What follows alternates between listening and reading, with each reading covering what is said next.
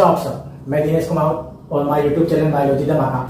आज बात करते हैं हम सबसे भयंकर जो रोग वर्तमान में पॉपुलर है और मोस्ट जिसको जाना जाता है पॉपुलर के नाम से एड्स। तो हम बात करेंगे आज एड्स के बारे में और हमारे यूट्यूब चैनल बायोलॉजी धमाका के साथ अंत तक देखते सही और इस वीडियो को अंत तक देखते रहिए। आज इस रोग के बारे में इसकी विभिन्न प्रकार का विस्तार से लेकर अंत तक इस रोग के बारे में चर्चा करेंगे। मतलब हम 10 चरणों में इस एड्स के बारे में जानेंगे।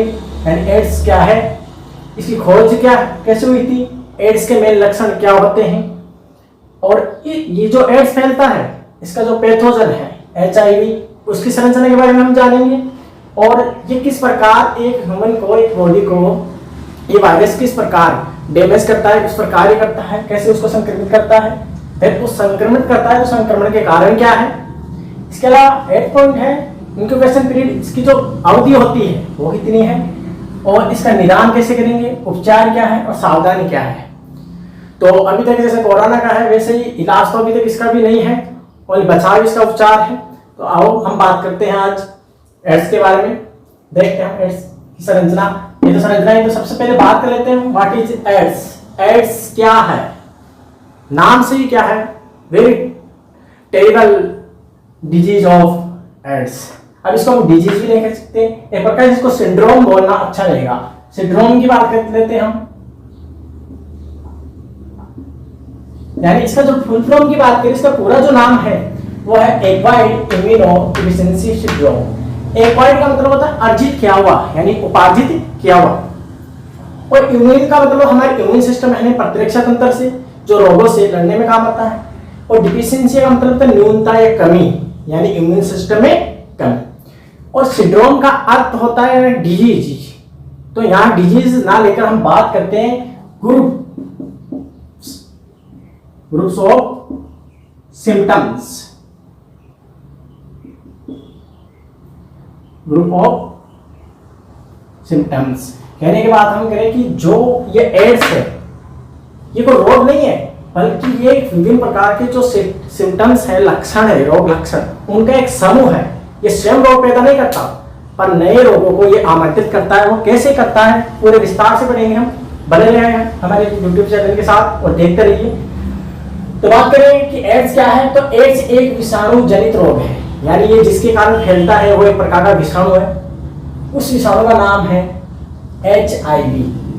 HIV का मतलब है ह्यूमन इम्यूनोडेफिशिएंसी वायरस। ये एक प्रकार का रिट्रो वायरस है। रिट्रो वायरस का मतलब होता है कि ये RNA से DNA बना लेता है, हमारी बॉडी का यूज करते। इसके अलावा बात करें तो ये एक उपार्जित रोग है जिससे शरीर के इम्यून सिस्टम में डिफिशिएंसी आ जाती है। इम्यून सिस्टम का मतलब हमारे प्रतिरक्षा तंत्र। पर आप जानते हो वर्तमान में आसपास में, हमारे हाथों में, आसपास में देखोगे हर चीज में, हमारे हाथ में भी माइक्रोस्कोप या इलेक्ट्रॉन माइक्रोस्कोप से देखोगे आप तो विभिन्न प्रकार के रोग दिखाई देंगे, जिनमें कुछ संक्रमित भी करते हैं, कुछ नहीं भी करते हैं, कुछ फायदेमंद होते हैं। तो हमारा शरीर क्या उनसे लड़ता है, हमारा शरीर उनसे लड़ता है।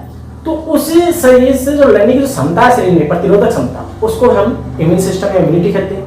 अगर ये हमारे शरीर नहीं हो तो हमारे दूसरे दिन मृत्यु हो जाए।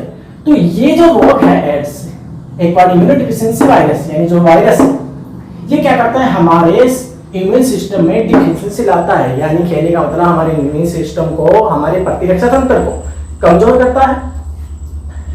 अब कैसे करता है, इसका कारण क्या है, तो कारण की बात करें तो हमने पढ़ा था cell mediated immunity. Cell mediated का मतलब होता है मध्यस्थ इम्यूनिटी की बात करें तो ये जो वायरस है, ये वायरस HIV वायरस, ये वायरस क्या करता है, इस वायरस के कारण हेल्पर T लिम्फोसाइट, यानी हमारे शरीर में T लिम्फोसाइट, ये लिम्फोसाइट एक प्रकार से रसिकाओं बोलते हैं इसको हिंदी में। और वैसे WBC की कोशिका है और WBC कोशिका को हम सैनिक कोशिका भी कहते हैं। क्यों कहते हैं सोल्जर सेल्स, इसलिए कि ये लड़ने का कार्य करती है। जिस प्रकार एक बॉर्डर पर सैनिक लड़ने का कार्य करता है, इसी प्रकार शरीर के अंदर ये क्या करती है, जो भी कोई पैथोजन या रोगजनक प्रवेश करता है तो शरीर की जो WBC कोशिकाएं होती है, चाहे लिम्फोसाइट हो, लसिकाणु हो, मोनोसाइट हो या न्यूट्रोफिल हो, बेसोफिल हो, ये लड़ने का कार्य करती है। तो ये जो वायरस क्या करता है, हमें जो हेल्पर T सेल है, साइड T को लसिकाणु, उनको क्या करता है, प्रभावित कर देता है और उनको नष्ट करने का कार्य करता है। अब सीधी सी बात है, जब हेल्पर T सेल नष्ट हो जाएगी। तो ये क्या हेल्पर टी सेल करती क्या है, यानी इसके अगर इसके कारण की बात करें, ये कार्य क्या है इनका हेल्पर टी सेल का। तो ये हेल्पर टी सेल क्या करती है, जो बी लिम्फोसाइट है, बी लिम्फोसाइट है, बी लसिकाओं है को एंटीबॉडी निर्माण के लिए प्रेरित करती है। अब सीधी सी बात है, जब यही नष्ट हो जाएगी तो बी लिम्फोसाइट एंटीबॉडी नहीं बनाएगी, यानी प्रतिरक्षी नहीं बनाएगी। प्रतिरक्षी नहीं बनाएगी तो हमारा शरीर पैथोजन से नहीं लड़ पाएगा और हम रोगग्रस्त हो जाएंगे, इम्यून सिस्टम कमजोर हो जाएगा। तो ये वायरस क्या करता है, हम टी लिम्फोसाइट को प्रभावित करता है, यानी हमारी जो मेन जो जड़ है हमारे इम्यून सिस्टम को पैदा करने के लिए उसको नष्ट कर देता है। ये बी लिम्फोसाइट को प्रेरित करती है एंटीबॉडी के लिए। अब एंटीबॉडी नहीं बनेगी तो ये क्या होगा, हमारे शरीर का प्रतिरक्षा तंत्र कमजोर हो जाएगा। अब प्रतिरक्षा शरीर का प्रतिरक्षा तंत्र ही कमजोर हो गया तो हम रोगों से लड़ नहीं पाएंगे। तो व्हाट इज एड्स, तो हमने क्या पढ़ा, एड्स क्या है। अब हम पढ़ेंगे इसका अगले टॉपिक डिस्कवरी ऑफ। अब बात कर लेते हैं हम दूसरे टॉपिक इसकी डिस्कवरी की, यानी इसकी खोज कैसे हुई थी एचआईवी वायरस की। तो एचआईवी वायरस की बात करें थे एक्वायर्ड इम्यूनोडेफिशिएंसी सिंड्रोम, यानी ग्रुप्स ऑफ सिम्टम्स, जो एक प्रकार रोगों का समूह है। तो इसकी खोज सबसे पहले मंकीज में यानी बंदरों में की गई थी। इसके बाद ये कहा गया कि मंकीज से ये ह्यूमन में फैला, यानी 1960 में। और सबसे पहले विश्व की बात करें विश्व स्तर पर तो सबसे पहले 1981 में यूएसए यूनाइटेड स्टेट अमेरिका में होमोसेक्सुअल में नोटिस किया गया था। होमोसेक्सुअल का मतलब क्या होता है, समलैंगिक। होमोसेक्सुअल का मतलब क्या होता है, समलैंगिक, यानी जिनको हम गे या किन्नर कहते हैं। इनमें यह नोटिस किया गया था किनके द्वारा, रॉबर्ट गेलो द्वारा नोटिस किया गया था। इसके बाद बात करें तो 1983 में एलएसी यानी ये जो खोज नाम दिया गया, मोंटेगनर व कोलेगस ने एड्स वायरस की खोज की। यानी जो एड्स वायरस को नाम है मोंटेगनर व कोलेगस ने एड्स वायरस की खोज की 1983 में। और एलएसी इसको क्या नाम दिया, एलएसी यानी एचआईवी वायरस का नाम दिया था एचआईवी से पहले एलएसी। एलएसी का मतलब क्या होता है, लिम्फ एडिनोपैथी वायरस। लिम्फ लसिका से नाम दिया गया, एडिनो के रूप से ये एडिनिन साइटोकाइनिन यूरेसिल जो मुख्य रूप से नाइट्रोजन सारे उनकी बात करते हैं। तो लिम्फ एडिनोपैथी वायरस कहा गया। और 1986 में इसे एचआईवी वायरस जो मुख्य रूप से मोस्ट पॉपुलर है, यानी मोस्ट पॉपुलर। तो 1986 में इसे एचआईवी कहा गया और मोस्ट पॉपुलर वर्तमान में इस एड्स को एचआईवी इसका जो वाहक इसके रूप में जाना जाता है। अब हम बात कर लेते हैं तीसरे टॉपिक एड्स के लक्षण की, यानी एड्स के लक्षण क्या होते हैं। इसके लक्षण देखते ही लोगों के अंदर डर पैदा हो जाता है, वेरी टेरिबल डिजीज। तो एड्स के लक्षण क्या है, नाम से डरते हैं तो क्या क्या लक्षण है, कैसे पहचाने कि उसके एड्स है कि नहीं है, इनके फिर बाद में हम निदान उपचार और वो भी पढ़ेंगे। तो बात करते हैं हम इसके लक्षण की। जब भी ये वायरस शरीर के अंदर प्रवेश करता है, जब ये वायरस शरीर के अंदर प्रवेश करता है तो ये लगभग 3 से 10 वर्ष के बीच में ये लक्षण दर्शाता है। ठीक है, काफी लंबा किसी को मालूम नहीं चलता है कि हमारे एड्स हो चुका है। तो जो लक्षण होते हैं मेन पर्टिकुलर इसकी संरचना पढ़ने से पहले जो लक्षण क्या क्या है उन लक्षणों की बात करें हम, तो एक तो वीकनेस, शरीर में कमजोरी आ जाती है। दूसरा होता है लेथेर्जिक यानी थकान रहती है, वो जाती थी क्योंकि इम्यून सिस्टम कमजोर हो गया तो थकान रहनी स्वाभाविक है, नेचुरल है। इसके अलावा बुखार रहता है, वजन कम होने लगता है, हमें वेट लॉस होने लगता है, धीरे धीरे वजन कम होने लगता है। और शरीर एक प्रकार से कंकाल भी आती है, यानी पूरे शरीर का ढांचा जो हड्डियों का ढांचा है वो दिखाई प्रतीत होने लगता है। इसके अलावा खांसी रहती है लगातार, कफिंग, शरीर पर रेसेज, रेसेज का मतलब होता है चकते, शरीर पर रेसेज हो जाते हैं। और लिम्फ नोड जो लसिका ग्रंथियां हैं वो जगह जगह फूल जाती है। तो ये मुख्य रूप से ये लक्षण जो होते हैं ये एड्स के लक्षण हैं। तो ये मुख्य रूप से ये कोई रोग नहीं है पर ये इम्यून सिस्टम को कमजोर करता है। तो एक समूह अन्य रोगों को क्या है आमंत्रित करने का माध्यम हो गया। अब हम पढ़ते हैं इसके बारे में, ह्यूमन इम्यूनोडेफिशिएंसी वायरस। तो एचआईवी की संरचना की बात करें तो एचआईवी की जो अंदर का जो जेनेटिक इसका मटेरियल होता है उसके चारों ओर, और उसके सबसे बाहरी ओर की बात करें तो बाइलेयर यानी फॉस्फोलिपिड की बाइलेयर परत पाई जाती है, यानी द्विस्तरीय वसा परत पाई जाती है। और इसके बीच बीच में हुक लाइक या स्पाइक लाइक यानी कांटेनुमा संरचना दिख रही है आपको, कांटेनुमा संरचना। ये कांटेनुमा संरचना कुछ नहीं है, ये जीपी 120 और जीपी 41 होती है। या जीपी का मतलब होता है ग्लाइकोप्रोटीन। जीपी का मतलब क्या होता है? ग्लाइकोप्रोटीन। या जीपी का मतलब है ग्लाइकोप्रोटीन 120। तो इसका जो ऊपरी हिस्सा हुआ था इसको तो ग्लाइकोप्रोटीन 120 और अंदर इसका जो वृंत हो गया उसको बोलते हैं जीपी 41 यानी ग्लाइकोप्रोटीन 41। अंदर की बात करें इसके तो मुख्य रूप से अंदर जो इसका जेनेटिक मैटेरियल होता है उसको भी एक सुरक्षा की दृष्टि से इसके भी चारों प्रोटीन आवरण होता है, भीतरी प्रोटीन आवरण। और तो भीतरी जो आवरण है उनको हम P24 और P17 नाम दिया गया। तो जो बाहरी प्रोटीन आवरण है इस आरएनए के बाहर, सबसे बाहर की ओर, वो तो गया प्रोटीन 17 और अंदर की ओर जिसको कवर कर रखा है प्रोटीन, वो हो गया प्रोटीन 24। इसके अलावा इसके अंदर की तरफ बात करें तो दो रज्जुकीय यानी 2 आरएनए पाए हैं यहाँ पर, 2 आरएनए, 2 एसएस आरएनए होता है। एसएस का मतलब होता है सिंगल स्टैंडर्ड आरएनए, यानी एकल रज्जुकीय आरएनए पाए जाते हैं। और इनके ऊपर ही मुख्य रूप से देखो यहाँ पर इनके ऊपर ही क्या पाए जा रहे हैं? Reverse transcriptase enzyme. ये एंजाइम क्या करता है? ये आरएनए से डीएनए संश्लेषण, सिंथेसिस का कार्य करता है। यानी ये रिवर्स ट्रांसक्रिप्टेज एंजाइम ही इसका मेन जो जेनेटिक मैटेरियल है एसएस आरएनए यानी सिंगल स्टैंडर्ड आरएनए, यही आरएनए से डीएनए निर्माण को प्रेरित करता है। तो आपने देखा मुख्य रूप से इस वायरस की संरचना। पांचवें टॉपिक बात कर लेते हैं इसकी कि mode of action HIV virus, यानी जो एचआईवी वायरस है एड्स का, वो एक ह्यूमन सेल्स को कैसे इन्फेक्टेड यानी कैसे संक्रमित करता है उसकी बात करते हैं। तो जो ये रिट्रो वायरस है, क्योंकि एचआईवी जो वायरस है इसका रिट्रो वायरस है। रिट्रो का मतलब क्या होता है? ये आरएनए से डीएनए बना लेता है। तो रिट्रो वायरस एचआईवी वायरस है, ये वायरल प्रोटीन कोड, इसके ऊपर चारों कोड पाया जाता है, यानी प्रोटीन का आवरण पाया जाता है। तो वायरल कोड आरएनए है वायरस इन्फेक्टेड नॉर्मल सेल। तो इसका जो कोड वाला भाग है क्या करता है?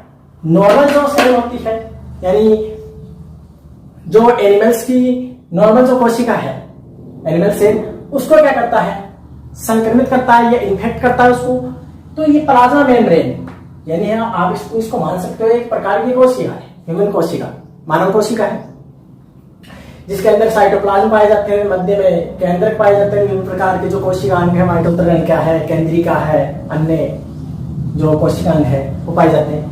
तो ये एनिमल सेल्स को क्या करते हैं? इसका जो प्रोटीन ग्रुप जो एंजाइम है इन्फेक्टेड करेगा, संक्रमित करेगा प्लाज्मा मेम्ब्रेन को और अपने जो जेनेटिक मटेरियल है एसएस आरएनए उसको क्या कर देगा? अंदर एंटर करवा देगा। यानी ये प्लाज्मा मेम्ब्रेन से होते हुए अंदर प्रवेश कर गया यानी साइटोप्लाज्म में। अब साइटोप्लाज्म विभिन्न प्रकार के द्रव्य होते हैं, तो ये क्या करता है?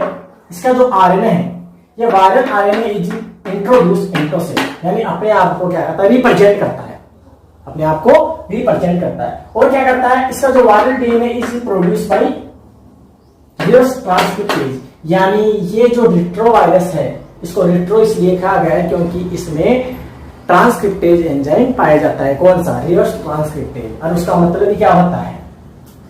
रिवर्स ट्रांसक्रिप्टेज एंजाइम का मतलब क्या होता है? ट्रांसक्रिप्टेज एंजाइम ये क्या करता है?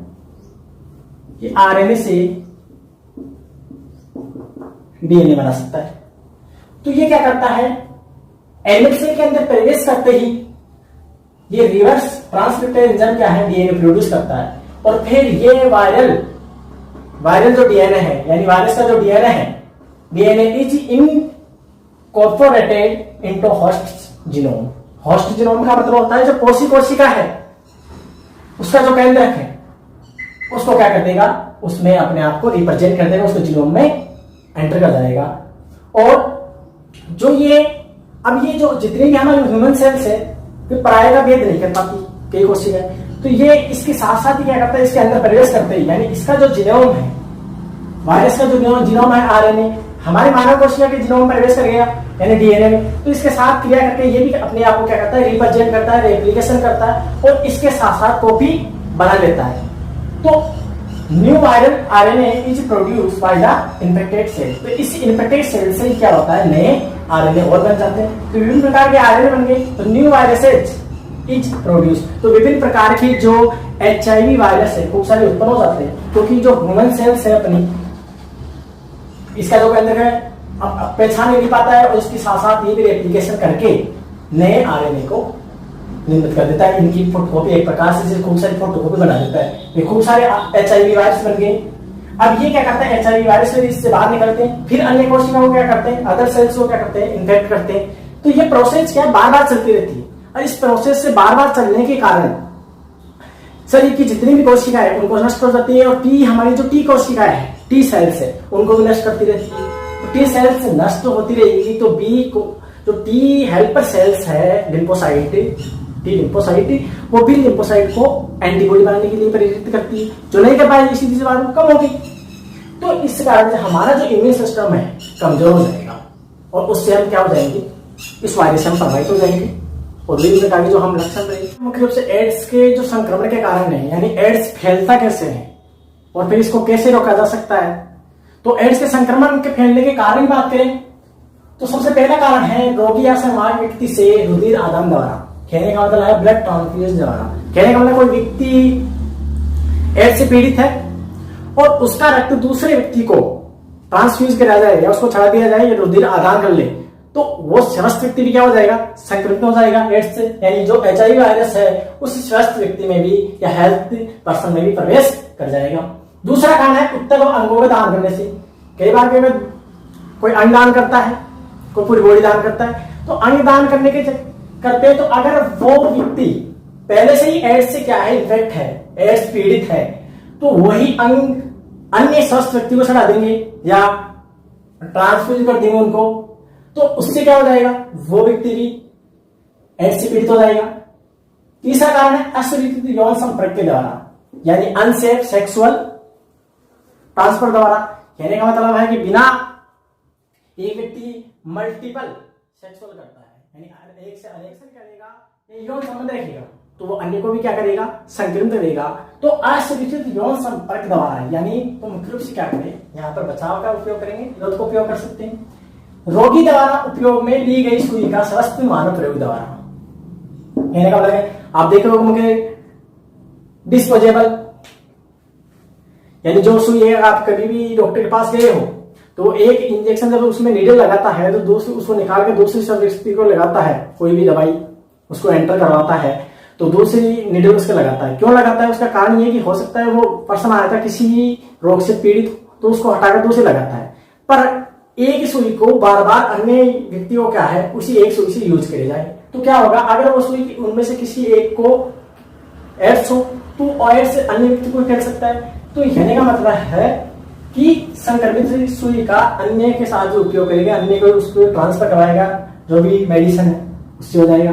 ड्रग एडिक्स द्वारा, अगला की बात करें ड्रग्स एडिक्स द्वारा, यानी कई नशीले पदार्थ होते हैं उनका इंजेक्शन द्वारा शरीर में प्रवेश करवाते हैं, जो कई इनके आदि ड्रग्स के आदि हो जाते हैं। तो अगर वो पीड़ित है उनसे, यानी एड्स से क्या है, संक्रमित है, इन्फेक्टेड है, तो वो भी क्या हो जाएंगे, उससे एड्स फैल जाएगा। इसके अलावा संक्रमित मां से बच्चे को, अगर मान लो मां प्रेग्नेंट है, वो एड्स से पीड़ित है, तो आने वाला बच्चे भी क्या होगा, एड्स से पीड़ित होगा। तो मुख्य रूप से ये कारण होते हैं।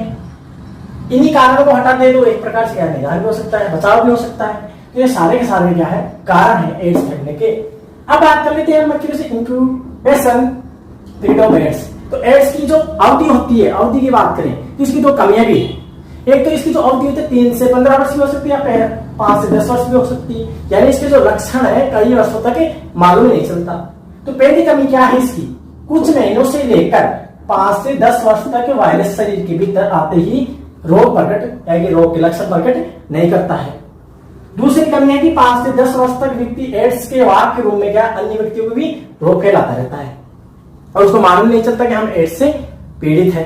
तो ये मुख्य रूप से क्या है, कई वर्षों तक, यानी एड्स के जो लक्षण उसमें प्रकट ही नहीं होते हैं और वो अन्य व्यक्तियों को भी क्या करता है, संक्रमित या उनको भी इन्फेक्टेड कर देता है। तो मुख्य रूप से संक्रमण के कारण और पीरियड ऑफ एड्स के हो गए।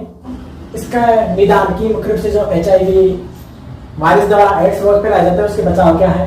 तो निदान की बात करें, डायग्नोस की बात करें तो 2 टेस्ट है इसके लिए, एक एलिजा टेस्ट और एक western blot test. ELISA test क्या होता है, इसको बोलते हैं एंजाइम लिंक्ड इम्यूनोसॉर्बेंट एसे। ऐसे का मतलब आमापन होता है। तो इसमें क्या होता है, इसमें एलिजा किट में यानी एक किट होता है और इस किट में एंटीजन किसके, HIV के एंटीजन होते हैं। यानी ये जो किट है एंजाइम लिंक्ड इम्यूनोसॉर्बेंट एसे किट का प्रयोग किया जाता है और इसमें एंटीजन HIV से युक्त होता है। अब ये मानो इसको जब टेस्ट करेंगे, इसको शरीर में प्रवेश कराएंगे तो ये प्रवेश करते क्या शरीर के अंदर क्या बनेगी, यानी एंटीजन के विरुद्ध क्या बनती है, एंटीबॉडी। तो एंटीबॉडी बनेगी, अगर बनेगी तो इसका कंफर्म हो जाएगा कि वो व्यक्ति या वो पर्सन HIV से पीड़ित है, क्योंकि एंटीबॉडी तभी बनती है जब कोई पैथोजन शरीर के अंदर प्रवेश करता है। तो ये इसमें क्या है, एंटीजन पाया जाता है HIV का इस किट में। अगर नहीं बनेगी तो श्योर है कि मुख्य रूप से लोग क्या है, पॉजिटिव नहीं है। तो एंटीजन एंटीबॉडी इंटरेक्ट होती है, दूसरी एक प्रकार से क्या अंतक्रिया करती है, तो इसका परिसर मालूम चल जाएगा। इसी प्रकार दूसरा कहते हैं वेस्टर्न ब्लॉट टेस्ट। ये काफी सस्ता माना जाता है और इस प्रकार की दवाइयों का और प्रयोग किया जाता है। और लास्ट में हम बात कर लेते हैं इसके ट्रीटमेंट की बात करें, उपचार की बात करें तो वैसे इसका जो HIV एड्स होता है ये एक प्रकार का क्या है, विभिन्न प्रकार के रोगों का एक आमंत्रण है, एक प्रकार इन्विटेशन है। ये कोई स्वयं में रोग नहीं है, ये तो क्या हमारे इम्यून सिस्टम को उसको कमजोर करता है। तो इसका आज तक कोई टीका नहीं बना है, आज तक नहीं कोई इलाज प्रॉपर रूप में हुआ है, पर उस व्यक्ति को कुछ वर्षों के लिए या कुछ दिनों के लिए उसको जीवित रखा जा सकता है। जो निम्न दवाइयों से उसको इलाज किया जाता है, वैसे प्रॉपर कोई इलाज नहीं है। कौन कौन सी दवाइयां हैं, इसके उपचार की बात करें तो AZT यानी एजिटोथाइमिडीन, फॉस्फोनेट DDC यानी डाइडिऑक्सी साइटिटिन, इसके अलावा D40 स्टाविडिन एक्सेट्रा। तो ये कुछ दवाइयां हैं। इसके अलावा इंडेवर की कुछ दवाइयां हैं जो व्यक्ति को कुछ दिनों तक उनको देकर उनको सुधारा जा सकता है। तो मेन क्या है इसका, अभी तो कोई टीका नहीं बना है और सबसे किस सदी का सबसे भयंकर रोग माना जाता है। इसके अलावा बात कर लेते हैं, कुछ भ्रांतियां होती हैं हमारे समाज में कि जो एड्स रोग है, जो पीड़ित होता है उससे क्या है, कई उससे उसकी नेग्लेक्ट करते हैं, उसकी उपेक्षा करते हैं। कौन कौन से कारण है उसके, एक तो क्या करते हैं कि उसके साथ खाना खाने से, यानी साथ में खाना खाने से, भ्रांतियों की बात करें साथ में खाना खाने से ये नहीं फैलता है, तो ऐसा नहीं करना चाहिए। उसके बर्तनों से यूज करने से ये भी नहीं फैलता, उसके कपड़ों का यूज करने से ये भी नहीं फैलता, उसके हाथ मिलाने से ये भी नहीं फैलता, गले मिलने से ये भी नहीं फैलता। तो ये काफी भ्रांतियां फैल चुकी है कि उसके साथ खाना बैठना, चलने से, रहने से ये नहीं फैलता है, और जो फैलता है उसके हम कारण पढ़ चुके हैं। तो बचाव की बात करें, हम अगर लास्ट टॉपिक हम अगर कहते हैं कि इसका बचाव क्या है, प्रिवेंशन क्या है, इसका बचाव क्या है। प्रिवेंशन की बात करें, बचाव की बात करें तो बचाव यही है मुख्य रूप से जो भी कारण है उन कारणों को हटा दो, बचाव अपने आप ही हो जाएगा। तो अब हमारे YouTube चैनल को सब्सक्राइब करना नहीं भूलिए और देखते रहिए और जुड़िए हमारे YouTube channel biology the mark के साथ, और आगे भविष्य में आपको बायोलॉजी के अनेक टॉपिक आपको देखने को मिलेंगे। नमस्ते।